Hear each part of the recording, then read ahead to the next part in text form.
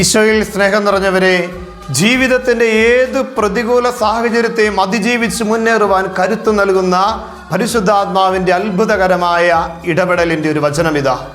ചെങ്കടലിൻ്റെ നടുവിൽ പാതയൊരുക്കിയ ദൈവത്തിൻ്റെ ഇടപെടൽ കടന്നു വന്ന അഭിഷേക വചനം. പുറപ്പാട് പുസ്തകം 14-ാം അധ്യായത്തിൻ്റെ 21-ാം തിരുവചനം. മോശ കടലിനു മീതെ കൈനീട്ടി കർത്താവ് രാത്രി മുഴുവൻ ശക്തമായ ഒരു കിഴക്കൻ കാറ്റയച്ച് കടലിനെ പിറകോട്ട് മാറ്റി. കടൽ വരണ്ട ഭൂമിയാക്കി. വെള്ളം വിഭജിക്കപ്പെട്ടു. ഇസ്രായേൽക്കാർ കടലിനു നടുവേ ഉണങ്ങിയ മണ്ണിലൂടെ നടന്നു.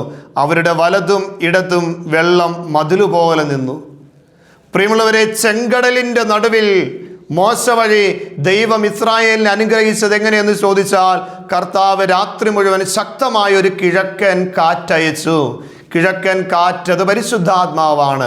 പരിശുദ്ധാത്മാവിൻ്റെ ചൈതന്യം ഇതാ ചെങ്കടലിനെ വിഭജിക്കുകയാണ്.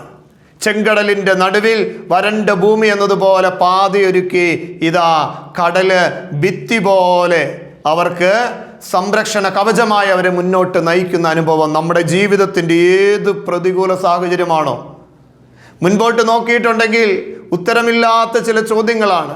ഇനി എങ്ങനെ ജീവിതം മുന്നോട്ട് പോകും? പ്രിയമുള്ളവരെ, നമ്മളെ അസ്വസ്ഥപ്പെടുത്തുന്ന, ഭാരപ്പെടുത്തുന്ന പ്രതികൂല സാഹചര്യങ്ങൾ ഏതുമായിക്കൊള്ളട്ടെ, കർത്താവ് പറയുകയാണ്, പരിശുദ്ധാത്മാവിൻ്റെ അഭിഷേകത്തിന് വേണ്ടി നീ പ്രാർത്ഥിച്ചോ. ഈ വചനം ഏറ്റുപറഞ്ഞ് പ്രാർത്ഥിച്ചോ. ചെങ്കടലിൻ്റെ നടുവിൽ വഴിയൊരുക്കിയ, ഇസ്രായേലിനെ നയിച്ച ദൈവത്തിൻ്റെ ചൈതന്യമേ, പരിശുദ്ധാത്മാവേ, എൻ്റെ ജീവിതത്തിൻ്റെ ഈ പ്രതിസന്ധിയുടെ മേൽ, ജീവിതത്തിൻ്റെ ഈ അസ്വസ്ഥതയുടെ മേൽ, ഈ രോഗാവസ്ഥയുടെ മേൽ, ഈ സാമ്പത്തിക ബുദ്ധിമുട്ടിൻ്റെ മേൽ, ഞാനിപ്പോൾ കടന്നു പോയിക്കൊണ്ടിരിക്കുന്ന മാനസിക വിഷമങ്ങളുടെ മേൽ ദൈവമേ, നിന്റെ പരിശുദ്ധാത്മാവിൻ്റെ ചൈതന്യത്തെ അയച്ച് ആ അസ്വസ്ഥതയെ വിഭജിക്കണമേ.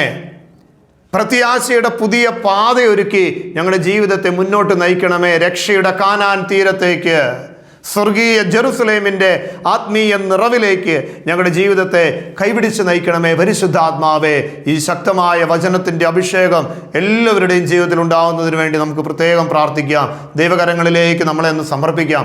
കർത്താവേ, ഞങ്ങൾ കടന്നു പോകുന്ന ജീവിതത്തിൻ്റെ പ്രതികൂല സാഹചര്യങ്ങൾ, കണ്ണുനീരിൻ്റെ, സങ്കടങ്ങളുടെ, വേദനകളുടെ എല്ലാ വിഷയങ്ങളെ സമർപ്പിക്കുകയാണ്. ദൈവമേ, നിന്റെ പരിശുദ്ധാത്മാവിൻ്റെ ചൈതന്യത്താൽ എൻ്റെ ഈ പ്രശ്നത്തെ വിഭജിക്കണമേ. എൻ്റെ ഈ പ്രശ്നത്തെ എടുത്തു മാറ്റണമേ. പ്രത്യാശയുടെ പുതിയ വഴിയൊരുക്കണമേ എന്ന് നമുക്ക് പ്രാർത്ഥിക്കാം.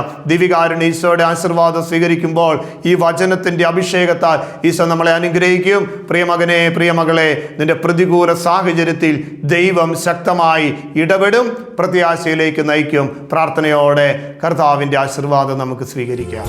പരിശുദ്ധ പരമദിവ്യ കാരുണ്യത്തിന് ആരാധനയും സ്തുതിയും പുകഴ്ചയും ഉണ്ടായിരിക്കട്ടെ. പരിശുദ്ധ പരമദിവ്യ കാരുണ്യത്തിന് നേരവും ആരാധനയും സ്തുതിയും പുകഴ്ചയും ഉണ്ടായിരിക്കട്ടെ.